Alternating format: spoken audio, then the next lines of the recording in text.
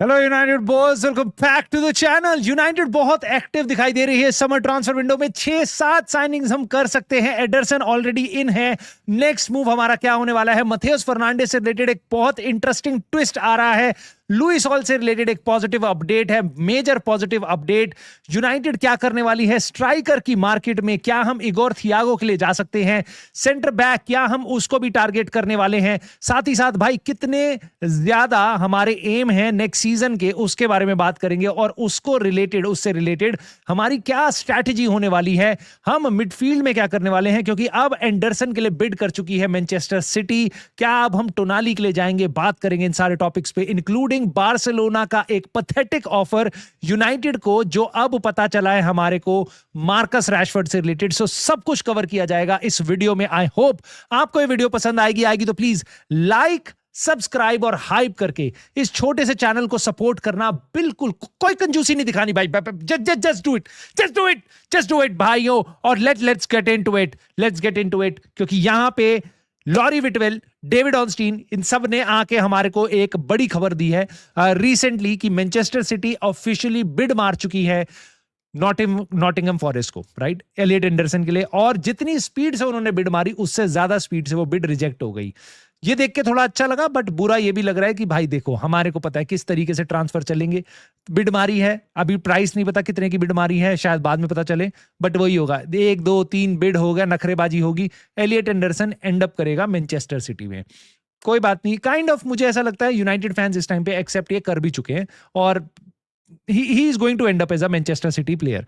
सो बहुत ज्यादा दुख नहीं हो रहा, बट मैं आपको इतना बताता हूं कि ये प्रोफाइल है। हमने कल देखा था एलियट एंडरसन का प्रोफाइल अपनी वीडियो में, आज मैं आपको दिखा रहा हूं एलियट एंडरसन का सिमिलर प्रोफाइल, राइट। और यहां पे आप देख सकते हो एंडरसन के साथ कितने सारे जो बॉक्स में आपको चीजें दिखाई दे रही हैं, वो कितनी सारी 2-2 स्टार्स थे out of 5। Elliot Anderson is almost बस प्रेस रेजिस्टेंस में 2 है, बाकी हर चीज में on ball involvement, carry progression, creative threat, front foot defending, हर चीज में ही इज भाई 4। So he is one of the best। और ये स्टैट्स कुछ भी नहीं है, आपने पूरे सीजन देखे हैं स्टैट्स एलियट एंडरसन के। He is a top player भाई, top player. Now more interestingly, United fans को बीच में थोड़ा सा मिथ है, हमारे बीच में, सबके बीच में, कि हमें पता नहीं चलता वो किस पोजीशन पे खेलेगा। क्या वो कैजेमीरो की रिप्लेसमेंट हो सकता है? भाई 78% गेम टाइम उसका डीएम पोजीशन में निकला है नॉटिंघम फॉरेस्ट में खेलते हुए, और उसके बाद वो जाके अटैकिंगली इतना ज्यादा इन्फ्लुएंस कर सकता था, साथ ही साथ डिफेंसिवली ही वाज मैसिव। तो आई थिंक अगर मैनचेस्टर सिटी जितने में भी इस प्लेयर को साइन करती है, अल्टीमेटली उनकी फर्स्ट टीम में काफी बढ़िया इंप्रूवमेंट होगी। आई वाज विशिंग कि काश ऐसा कोई प्लेयर हमारे लिए आता, क्योंकि हम कैजेमीरो को रिप्लेस करने वाले हैं, बट ऐसा नहीं है। बट यस, यूनाइटेड जरूरी नहीं है, अगर इस प्लेयर को मिस आउट कर रही है तो उसके बाद हम कुछ कर नहीं सकते। ऑल्दो मुझे मजा आता, आपको मजा आता अगर ऐसा कुछ करते हम। सो यूनाइटेड ने पहले ही सोच लिया है भाई, डेविड ऑनस्टीन ने बताया है अपने ही आर्टिकल में कि यूनाइटेड इंटरेस्ट तो दिखाती है एलियट एंडरसन में, बट हम उतनी फिगर्स के आसपास भी नहीं जाएंगे बिल्कुल भी, जो नॉटिंघम फॉरेस्ट इस टाइम पे एक्सेप्ट करना चाहती है, सो या एक्सपेक्ट कर रही है, राइट। So fair enough. अगर यूनाइटेड की स्ट्रैटेजी है भाई 120 मिलियन नहीं देने, ऑनेस्टली एज अ फैन तो मैं चाहूंगा भाई 2 मेरे को बेस्ट प्लेयर चाहिए मेरी टीम में खेलते हुए, राइट। बट अगर यूनाइटेड की स्ट्रैटेजी ऐसी है, so maybe we'll have to suck it up. I just hope जहां हम 50 मिलियन या 70 मिलियन देने वाले हैं, वो क्वालिटी प्लेयर आए और वो हमारे लिए काफी अच्छा करें। सो यस, यही है नया बेसिकली दुनिया, इसके साथ हमें अडेप्ट करना पड़ेगा भाई। और यहां पे बेन जेकब्स ने बताया है United aren't thinking of marquee signings. Now यहां पे मुझे थोड़ा सा बुरा लगना स्टार्ट होता है, क्योंकि वो कह रहे हैं कि we are not thinking of marquee signings. जब हमारे को बताया गया था यूनाइटेड कैसेमीरो को रिप्लेस करेगी, एक मार्की साइनिंग आएगी, एक एलीट मिडफील्डर आएगा, एलीट मिडफील्डर। अब हमारे को ये खबर दी जा रही है कि मार्की साइनिंग नहीं आएगी। उसके बियॉन्ड उन्होंने बताया है कि देखो, हम कोई भी बहुत महंगी साइनिंग नहीं करेंगे, बट हम बल्क में प्लेयर्स खरीदेंगे, यानी हम ज्यादा प्लेयर्स खरीदेंगे। कितने खरीदेंगे उस पर हम बात करेंगे, बट ये बताया गया हमारे को बेन जेकब्स के द्वारा। नाउ उसके बियॉन्ड बेन जेकब्स ने बताया है कि 6 से 7 साइनिंग्स करेंगे। मैं शुरुआत से कह रहा हूं, बेन जेकब्स कह रहे हैं कि मैं शुरुआत से कह रहा हूं भाई वो 6-7 साइनिंग करेंगे। मैं आज भी आपको कह रहा हूं वो 6-7 साइनिंग करेंगे यूनाइटेड के लिए। सो अब शायद इसके कारण यूनाइटेड किसी भी एक प्लेयर के लिए 100 मिलियन नहीं दे सकती, बट मैं बस उस पोजीशन में नहीं होना चाहता कि भाई हम फॉर एग्जाम्पल सन्दरलैंड, उन्होंने बहुत अच्छा किया है, बट उनकी साइनिंग्स आप देखोगे 10 million, 15 million, 20 million, 30 million, 40 million, ऐसे कर करके उन्होंने 10 प्लेयर साइन कर लिए। यूनाइटेड का काम उससे नहीं चलेगा। फॉर एग्जाम्पल अगर आर्सेनल चाहती है कि भाई हमें 5 साइनिंग करनी है, उनको अपनी फर्स्ट टीम इंप्रूव करने के लिए, मैनचेस्टर सिटी को अपनी फर्स्ट टीम इंप्रूव करने के लिए जो प्लेयर चाहिए होंगे, पॉसिबली वो 80 मिलियन से स्टार्ट होते होंगे, बहुत सारे उसमें से। सो अगर आप बड़े क्लब हो, आपको खर्चा करना पड़ेगा अगर आपको ऊपर रहना है तो। यूनाइटेड 3rd पोजीशन पे थी, और यूनाइटेड अब क्या हम क्लोज करना चाहते हैं गैप, अगर वो ऐसी चीज है तो शायद हमें उनकी जरूरत होगी, बट मे बी इस समर ट्रांसफर विंडो में हमें नंबर ऑफ प्लेयर ज्यादा चाहिए, क्योंकि मैं इस चीज के लिए बहुत वोकल हूं। 4 प्लेयर से 5 प्लेयर से इस बार काम नहीं बनेगा, ये स्क्वाड पूरा खत्म हो जाएगा भाई जैसे ही 4 कंपटीशन स्टार्ट होंगे। वर्ल्ड कप के ईयर के बाद वैसे ही इंजरीज काफी होंगी, क्योंकि समर में सारे प्लेयर्स ऑलरेडी एग्जॉस्टेड होंगे। हमारे 13 प्लेयर्स गए हुए हैं इस वर्ल्ड कप में। तो मैं चाहता हूं नंबर ऑफ साइनिंग्स काफी हों। आई एम नॉट श्योर कितने प्लेयर आएंगे हमारे एकेडमी से, बट हमारा स्क्वाड काफी छोटा है, हमें बड़ा स्क्वाड बनाना है, काफी सारे प्लेयर वैसे भी जाने वाले हैं। उसके बियॉन्ड दोस्तों, टोनाली, ये अगेन एक एलीट साइनिंग और मार्की साइनिंग आप इसको कह सकते हो। मिडफील्ड में जो यूनाइटेड प्लेयर्स इमेजिन कर रहे थे, अगेन ये भी डीएम पोजीशन में खेलता है। हेलो, मैं पहले भी बता चुका हूं भाइयों कि yes, he is a DM, he is a defensive midfielder. Casemiro जैसा नहीं है, बहुत अलग तरीके का है, बट क्वाइट इंटरेस्टिंग। और अगर एलियट एंडरसन नहीं तो मे बी शुआमनी और मे बी टोनाली। आपने मेरे को बहुत बार सुना है बात बोलते हुए। तो ये बता रहे हैं कि नंबर्स जो हैं, बेन जेकब्स ने बताया है कि जो नंबर्स हैं टोनाली के आसपास जो बताए जा रहे हैं न्यूकासल की तरफ से, जो अभी तक उन्होंने ऑफिशियली नहीं बताया, लेकिन जिन नंबर्स की बात हो रही है, जो एक्सपेक्टेशन हो सकती है न्यूकासल की, वो बेसिकली यूनाइटेड को रोक रही है। अगर वो वैल्यूएशन ड्रॉप होगी तो ही यूनाइटेड इंटरेस्ट दिखाएगी। नाउ मेरे को इस पे मेरा बहुत इंटरेस्टिंग टेक है। जैसे ही एलियट एंडरसन को साइन करेगी मैनचेस्टर सिटी, मुझे पता नहीं क्यों ऐसा लगता है कि टोनाली का प्राइस शायद बढ़ जाएगा। यू मे थिंक कि भाई टोनाली का प्राइस अब शायद कम हो सकता है, क्योंकि अब सिटी खरीदने नहीं वाली है। सिटी उसको इंटरेस्ट दिखा रही थी, बट उनके लिए टॉप प्रायोरिटी एलियट एंडरसन था। अगर अब एलियट एंडरसन जाता है तो प्रीमियर लीग में जो 2 सबसे बड़े प्लेयर्स थे जो पॉसिबली अवेलेबल थे इस समर ट्रांसफर विंडो में सेल होने के लिए, 2 जो सबसे बड़े मिडफील्डर थे वो थे सांड्रो टोनाली और थे वो एलियट एंडरसन। एक अगर ऑलरेडी बिक जाएगा, सांड्रो टोनाली की वैल्यूएशन ऊपर जाएगी। आर्सेनल, हम, कोई भी और क्लब उसको देख रहा होगा, उसकी वैल्यूएशन ऊपर जा सकती है। But just in case Arsenal इसमें ज्यादा इंटरेस्ट नहीं दिखाती, कोई और बड़ा क्लब नहीं आता, तो यूनाइटेड ये डील शायद लेटर इन द विंडो कर पाएगी। उसके बियॉन्ड दोस्तों, मथेउस फर्नांडिस, ये बहुत इंटरेस्टिंग है। मथेउस फर्नांडिस के लिए हमें बार बार ये सुनने में आता कि मथेउस फर्नांडिस यूनाइटेड आना चाहता है, उसको ब्रूनो फर्नांडिस अच्छा लगता है, ओल्ड ट्रैफर्ड अच्छा लगता है। मैं बिल्कुल मानता हूं उसको, यूनाइटेड के लिए वो काफी ओपन है। यूनाइटेड के लिए मथेउस फर्नांडिस 100% एक नाम है जो हमारी हिट लिस्ट में है, इस टाइम पे काफी ऊपर है वो, ठीक है। और यूनाइटेड देखना चाहती है कि इस टाइम पे क्या मथेउस फर्नांडिस के अलावा कोई और मिडफील्डर है जिसके साथ हमारी कोई अपॉर्चुनिटी अराइज हो सकती है later in the window. So United यहाँ पे थोड़ा वेटिंग गेम भी कर रही है। वेस्ट हैम बहुत ही मुंह फाड़ के पैसा मांग रही है। अगेन मे बी हमें 80 मिलियन नहीं देना चाहिए उसके लिए, मैं बिल्कुल मानता हूं, बट हमें अल्टीमेटली डील करनी चाहिए। ऐसा नहीं है कि भाई हम 60 मिलियन कह रहे हैं, कोई 70-75 मिलियन में लेके चला गया और हम कह रहे हैं wow we have done a good job, हम पे प्लेयर नहीं आया। इससे काम नहीं चलेगा। हम हर बार, इस बार फैंस, एज अ फैन हम ताली नहीं बजा सकते wow you have not done a big deal, क्योंकि तुमने एलियट एंडरसन के लिए 120 नहीं दिए, सिटी ने दे दिया, हम तो 100 तक दे रहे थे। मथेउस फर्नांडिस के लिए 80 नहीं दिए, 75 नहीं दिए, आर्सेनल ने दे दिए, और हम तो 60 तक देने को तैयार थे।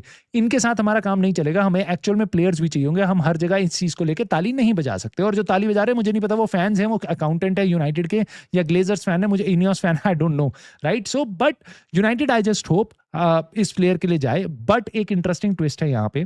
बेन जेकब्स ने बताया है कि Matheus Fernandes does not have a preference, और यहां पे एक बहुत इंटरेस्टिंग पॉइंट मैं तुम्हें बताऊंगा। पहले तो उन्होंने बताया, बेन जेकब्स ने, वो यूनाइटेड आने के लिए ओपन है, बट वो आर्सेनल का जो प्रपोजल आ रहा है उसके पास, उसको सुन के टेम्प्टेड है, ठीक है। ये चीज बहुत ही इंटरेस्टिंग है। क्यों? मैंने आपको बार बार बताया, पिछले साल से बताया, देखो मथेउस कूनिया बस यूनाइटेड आना चाहता था, ब्रायन एम्बूमो बस यूनाइटेड आना चाहता था। सो ये सारे प्लेयर्स, और आने वाले टाइम में भी आप देख लेना, मेरी थ्योरी को टेस्ट कर लेना, 20 में से 19 players, right, that's a 95% probability. अगर सामने वाला क्लब टॉटनम हॉटस्पर्स है, एस्टन विला है, और या फिर आप कह लो न्यूकासल यूनाइटेड है, प्लेयर हमेशा यूनाइटेड को चूज करेगा। बट अगर सामने वाला क्लब मैनचेस्टर सिटी है, अगर सामने वाला क्लब लिवरपूल है, अगर सामने वाला क्लब आर्सेनल है, देन बहुत ज्यादा चांसेस है वो प्लेयर यूनाइटेड को चूज क्लियरली नहीं करेगा। तो ये जो पॉलिसी है जिसको यूनाइटेड बहुत ज्यादा तरीके से पब्लिसाइज करती है कि हम उसी प्लेयर के लिए जाएंगे जो बस यूनाइटेड आना चाहता है, आई थिंक दैट मीन्स कि हम क्वालिटी प्लेयर्स के लिए नहीं जाएंगे जिसमें सारे बड़े क्लब्स इंटरेस्टेड होंगे। मेरे ख्याल से वो मेरे क्लब को पीछे लेके जाता है, बट उसको बहुत ही अच्छे तरीके से प्रोजेक्ट किया जाता है। मैं उस ख्याल के साथ नहीं मेल खाता हूं, मे बी शायद आप करते हो, बट यहां पे यूनाइटेड को पॉसिबली फाइट करना पड़ सकता है आर्सेनल के साथ, और यहां पे प्लेयर अपनी मुंह मांगी बेसिकली वो अपनी डिमांड भी रख सकता है, क्योंकि आर्सेनल भी उसको चेस कर रही है, यूनाइटेड भी कर रही है। क्या अब यूनाइटेड इस डील को कर पाएगी? आई जस्ट होप हम कर पाए, क्योंकि यूनाइटेड को 6-7 प्लेयर चाहिए, and this is not shit expensive, please don't tell me 60-70 million का प्लेयर हमारे लिए बहुत शिट एक्सपेंसिव है। I just don't think so. United must do this deal. उसके बियॉन्ड दोस्तों, बेन जेकब्स ने एक बात बोली है और यहां पे मैं तुम्हारी राय बिल्कुल जानना चाहता हूं। उन्होंने बोला है, देखो ऐसा भी हो सकता है यूनाइटेड का मिडफील्ड में जो एंड अप हो एडरसन, एलेक्स स्कॉट और मथेउस फर्नांडिस, राइट?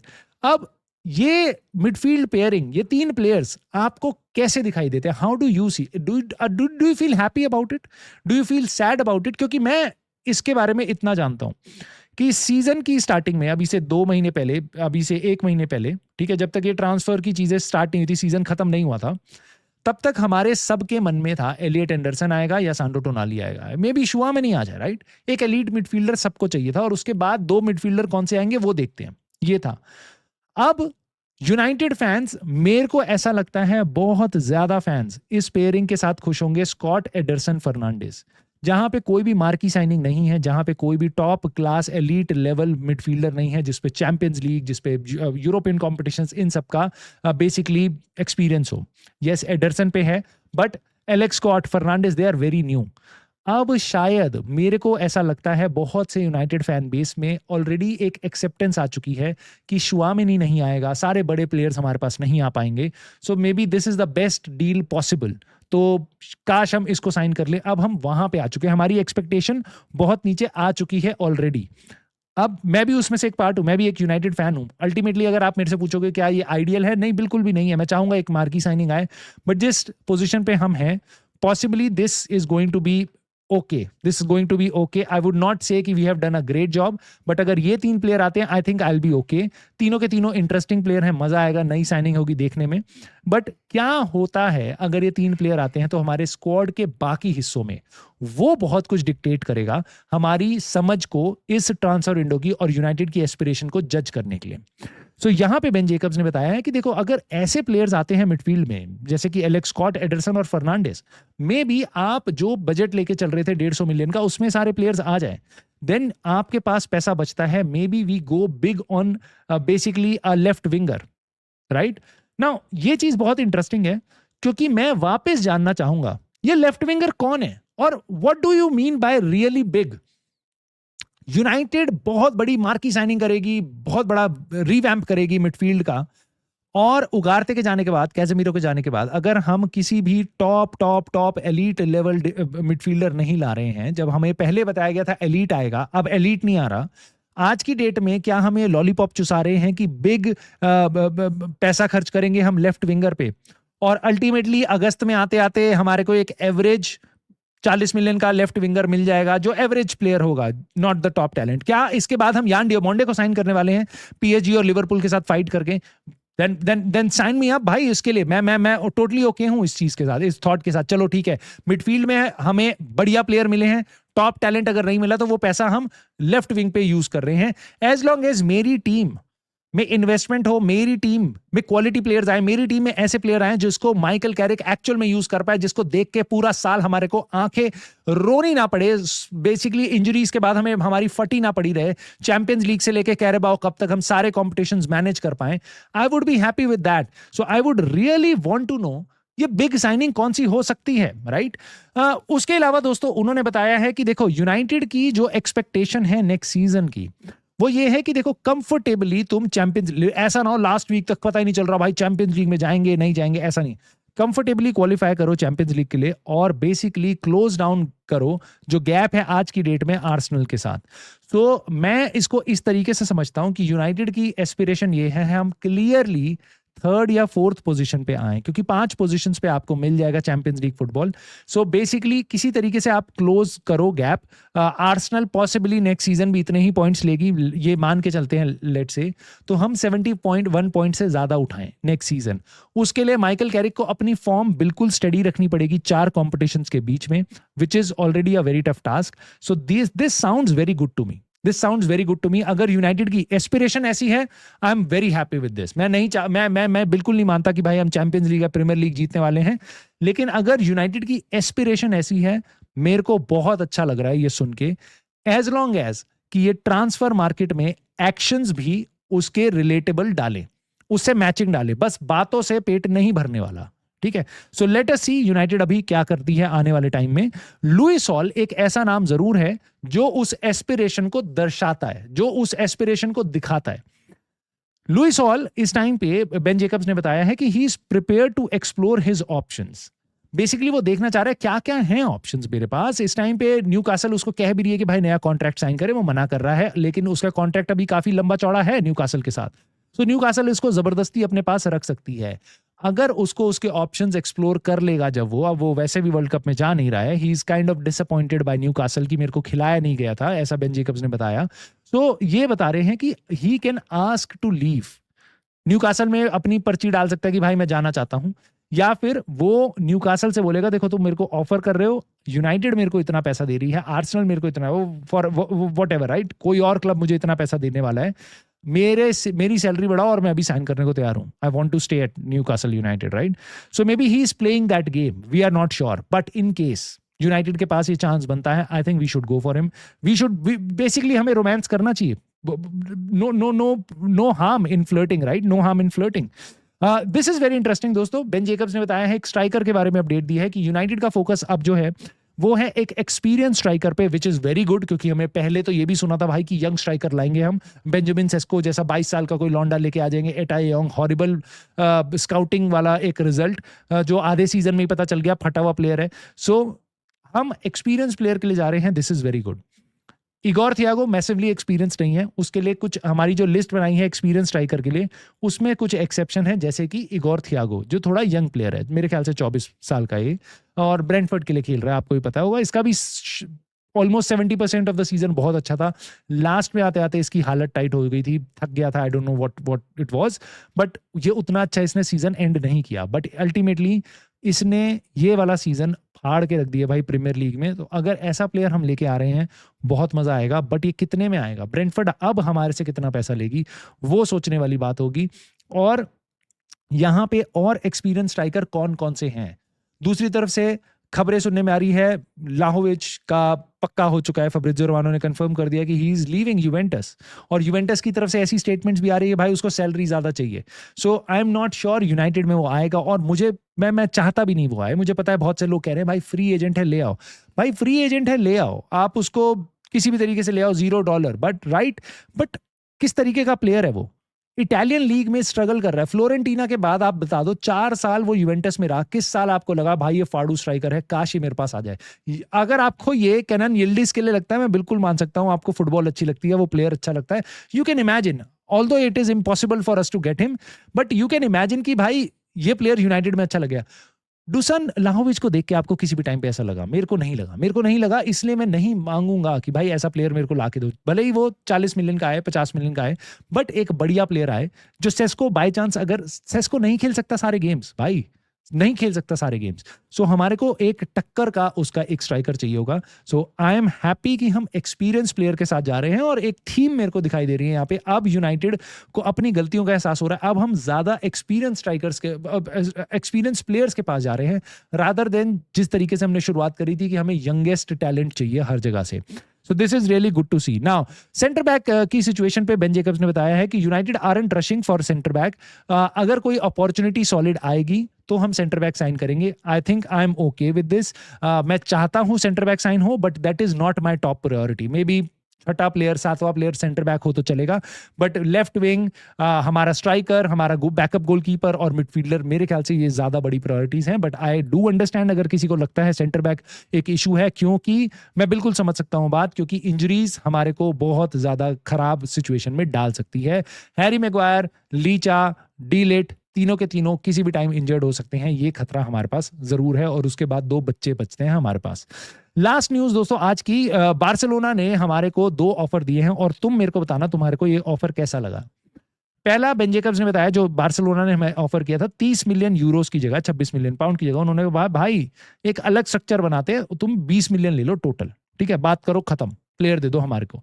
दूसरा ऑप्शन देते हैं हम, 20 मिलियन की जगह 30 मिलियन ही देंगे, लेकिन 1 साल का और लोन करेंगे, और उसके बाद भी loan with obligation to buy नहीं होगा, नहीं नहीं नहीं नहीं नहीं नहीं, उसके बाद हम कंडीशनल डालेंगे एकदम ऑब्लिगेशन कि अगर प्लेयर अच्छा लगा हमें पूरे साल में, तो उसने परफॉर्मेंस अच्छी थी, तब हम तुम्हें 30 मिलियन देंगे, जो आज हमें पैसा देना था तुम्हारे को, वो अब अगले साल से देना शुरू करेंगे। सो ये 2 हॉरिबल ऑफर्स यूनाइटेड को ऑफर करे गए हैं बार्सिलोना की तरफ से। I think this is enough, this is, इससे ज्यादा इंसल्ट नहीं करानी, बंद करो डील, देखो क्या होता है इसके साथ। बेंच पे सड़ाना है बेंच पे सड़ाओ, इंटीग्रेट करना आई डोंट केयर, इंटीग्रेट करो, whatever you have to do. This is no deal that we should be doing. This is not at all a deal that we should be doing. Not at all. This is offensive. Honestly, this is offensive. So let's see दोस्तों क्या होने वाला है आने वाले time में। Elliott Anderson की bid जा चुकी है, और उसके बाद सान्ड्रो टोनाली, क्या यूनाइटेड अब मूव करेगी किसी एलीट प्लेयर के लिए, क्या किस तरीके से आप क्या खुश हो एंडरसन, एलेक्स स्कॉट और मथेउस फर्नांडिस की पेयरिंग के साथ? Maybe I am getting okay with that thought, but मैं आपकी राय जानना चाहता हूं, प्लीज मुझे बताना कमेंट करके, लाइक सब्सक्राइब हाइप करके सपोर्ट कर देना, and I will see you soon in the very next video.